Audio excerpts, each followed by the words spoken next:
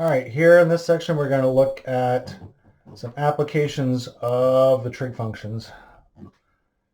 We're just doing the same thing as we did before. We're solving the triangle, but here in this case, we're asking very specific questions. One thing that you will encounter is something called the angle of depression and angle of elevation. The angle of depression and angle of elevation are always going to be the same exact angle. And this is based upon what you learned in geometry. If you have two lines that are parallel and they're cut by a transversal, the alternate interior angles are going to be congruent. This just means that if you have two parallel lines and then you have a line that goes through it, this angle here and this angle here are always going to be the same. Okay? So these two are always going to be the same. So they're going to ask for one, but you're going to find the other, and then you're going to make sure it's the same thing. So if we look at this actual word problem that they have here, they want to know what is the angle of depression from the plane to the building.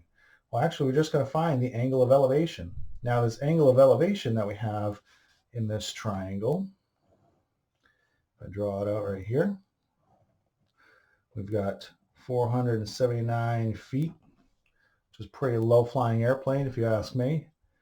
Got a hypotenuse of 886 feet. Got a right triangle, and I want to find this angle. Great. Which trig function am I going to use? Well, I've got the opposite side, and I've got the hypotenuse.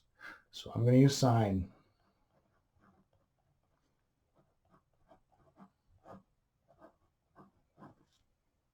Okay.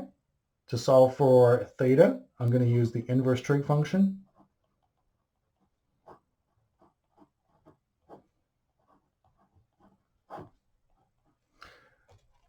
Take out your handy calculator, and I'm going to do second sine, and I'm going to do 479 divided by 886.